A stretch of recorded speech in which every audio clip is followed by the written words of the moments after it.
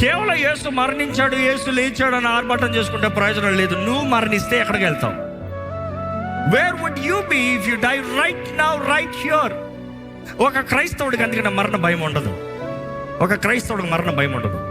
ఎందుకంటే శిష్యులు అందరూ చూసింది మరణము తర్వాత జీవం ఉందన్నారు కాబట్టి అదే తిరిగోళ్ళు ప్రాణాలు పెట్టారు. నువ్వు నన్ను చంపినా కూడా యేసుని ఎరగనని నేను మొగడం. 500 మంది పైగానే యేసు ఎత్తబడతాం చూశారు. మన బైబిల్లో రాయబడింది, చరిత్ర నిరూపిస్తుంది, క్రీస్తు కొరకు మార్టైర్స్ అయిన వారిలో all 500+ has given their lives. ఏ ఒక్కరు రినౌన్స్ జీసస్ అంటే ఎవరు రినౌన్స్ చేయలేదంట. యేసు తెలియదని బొంకో, యేసు వద్దని బొంకో, ఎవరు ఒప్పుకోలేదంట. ఒప్పుకోలేదన్న కారణం ఏంటి?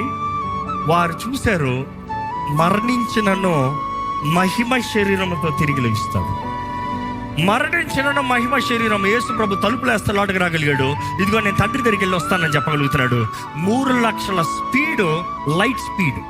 ఈ సృష్టి మొత్తంలో చిటికేస్తే వెలుగు స్పీడ్ వెళ్తుందంటే 3 లక్షల స్పీడ్, 300 km/s వెళ్తుంది.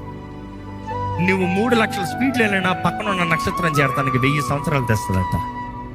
నీ పక్కన ఉన్న నక్షత్రం చేరటానికి 1000 సంవత్సరాలు తెస్తుందంట. 3 లక్షల స్పీడ్లో వెళ్తుంది. చాలా మందికి 300 స్పీడ్ వెళ్ళే కారు ఎక్కుతానే గుండె ఆగిపోతుందని సైన్స్ తెలియజేస్తుంది.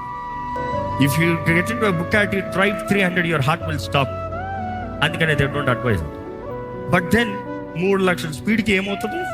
కానీ మహిమ శరీరం అంట లైట్ 3 లక్షల స్పీడ్ కాదు, చిటికేస్తే పరలోకంలో ఉన్నాడు యేసు.